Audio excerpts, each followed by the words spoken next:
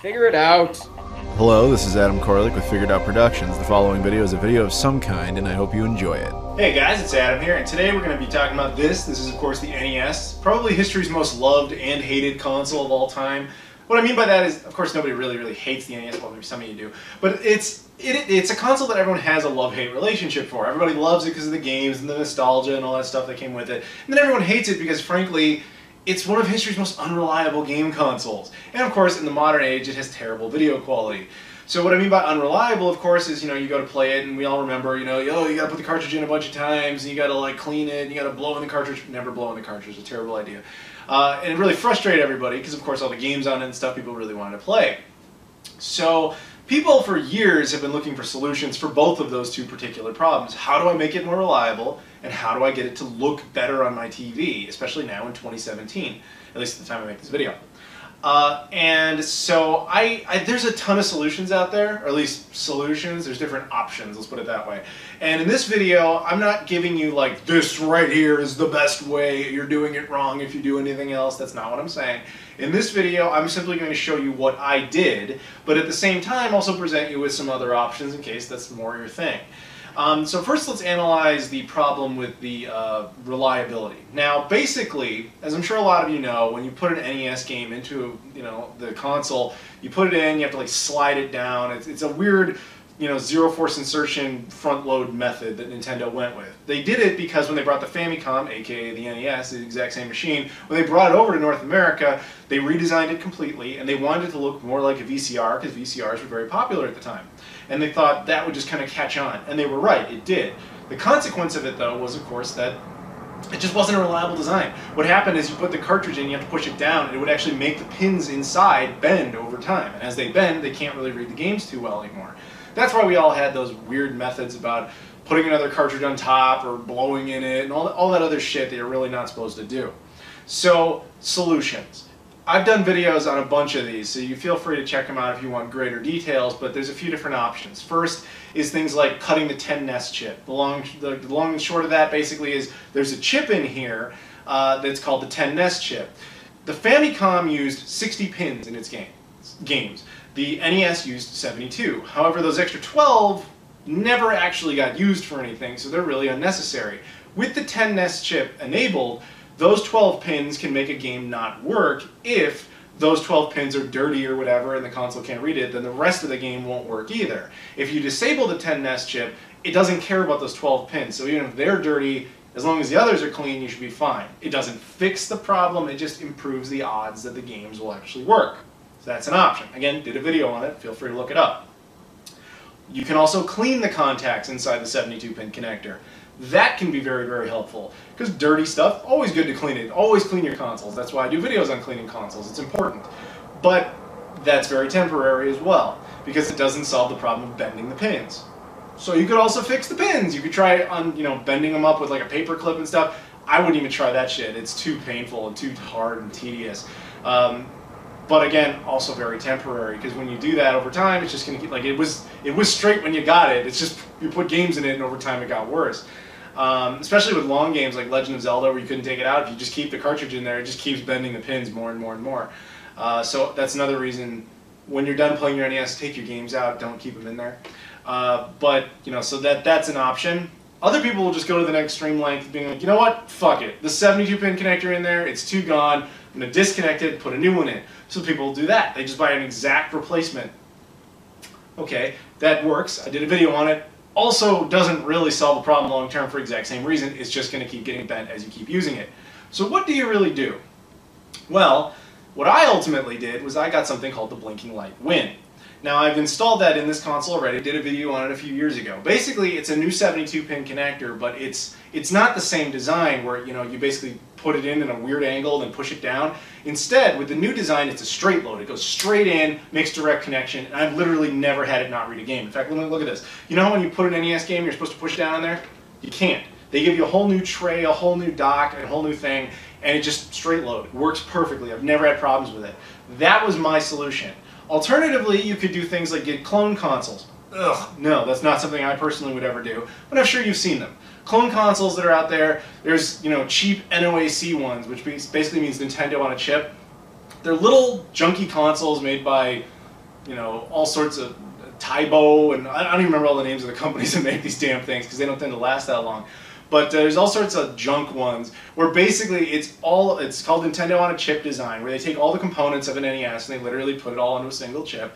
And the idea is that, yes, it's a piece of junk, but it has a straight load and it'll probably read the games better, which is true. It'll have poor video output and it will not be particularly reliable in the sense that it's probably not going to last you very long. Controllers are usually junk. They're more everything's prone to breaking more. But they cost like 20 bucks, and for a short-term NES fix, maybe that's what you want to go with.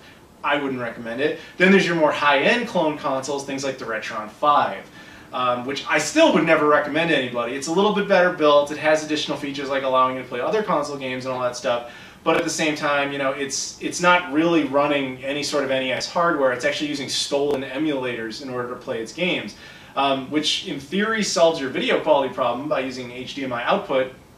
But again, it's just an emulator. It's a stolen emulator, no less.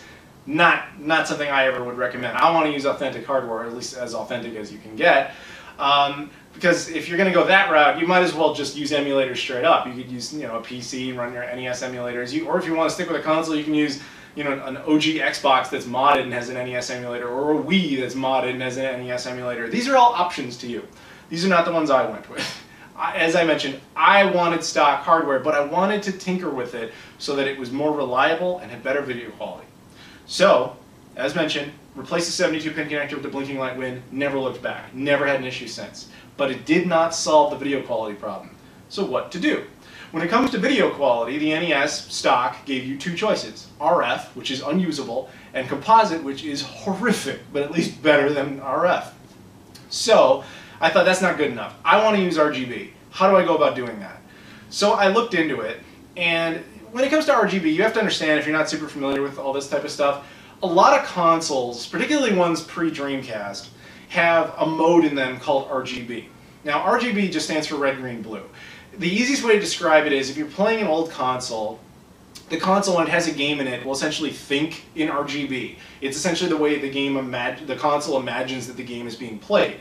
And depending on what kind of cable you connect to it, your TV will either see that same, shall we say, imagination, or image, or it will just see a weaker version of it. So let's take a random example. It's not that random actually. The Sega Master System, the immediate direct competitor of the NES. The Sega Master System had RGB built right into the console. So if you connected an Rgb Scart cable to the Sega Master System to your TV, you just pass straight along, you know, that beautiful RGB image goodness. But in North America, we never had Rgb Scart. We never had Scart of any kind, which I'll talk a little bit more about in a bit. So we couldn't really use it. So we would stick in composite cables, and the Sega Master System would be like, oh, okay, well, composite can't handle RGB, so what I'm going to have to do is downgrade it just to display something. But the point is, Sega put it in there to begin with. So now, in modern times, with the Sega Master System or anything else, you don't have to mod it. You don't really have to do anything. You just have to get the appropriate cables and the appropriate type of adapter, in my case, the FrameMeister, connect it, bam, you got an amazing looking experience on your television. You didn't mod a damn thing. Well, Sega was very good about this by putting it in the Sega Master System, the Sega Genesis, Sega 32X, Sega Saturn, and so on. Nintendo really wasn't.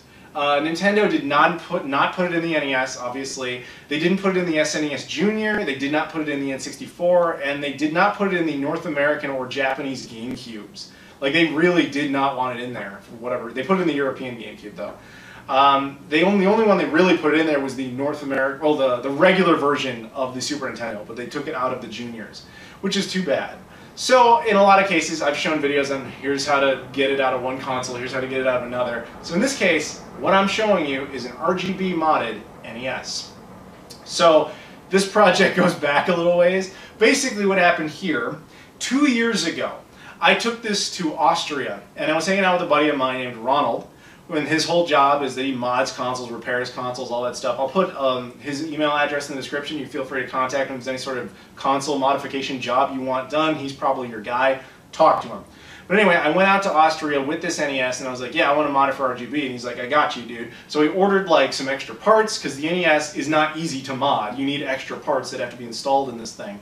And he got the parts, I brought the NES, we did the mod, and then it was kind of working. Like, we got it on a TV, we put a game in, and we saw, like, you know, we put in one of the Mario games, and you could see it, but it was all, like, distorted. And we were like, okay, the picture is clean, but it's all jumbled. And we figured it was the 72-pin connector, because that's very normal with the 72-pin connectors to see that shit. We could not get it to work, no matter what we did. We tried cleaning it, we couldn't do anything. At the time, it was Ronald's first NES he had ever worked on. He didn't have spare parts for the NES, and we were just like, I was like, you know what? Fuck it, I bet it's just the 72-pin connector. I'll take it home, I'll put the blinking light win in, and I'm sure it'll be fine. So I did that, I got it here, and unfortunately that wasn't the problem. It was still doing it, so I was like, fuck! Now what? So this last summer, I brought the NES back to him. At this point now, he's been doing a ton of NESs. He's been modding them for a while. So he opens it up, he looks at it, and he goes, oh, I see the problem. It was just a quick little like solder moment. It wasn't quite all the way there. He just kind of did it, done. The whole thing worked perfectly. So my RGB NES lives. And while he had it, he's like, I'm so good at it now, I just added a bunch of other stuff to it. So before I show you the details of this particular unit, I want to make sure you're up to speed on exactly how to connect it and all that stuff. So if you're not totally following along, you're like, what's the cables thing? What are you talking about?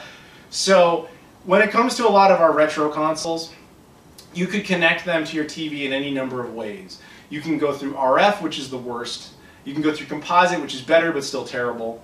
You can go through S-Video, which is good but not great. And you can go through RGB, which is fantastic. And anything better than RGB would be like VGA, component, or HDMI, but really that's all stuff from like the Dreamcast onward. Anything prior to the Dreamcast, it's usually going to be RGB compatible. Sometimes it'll require modification, but you know, whatever.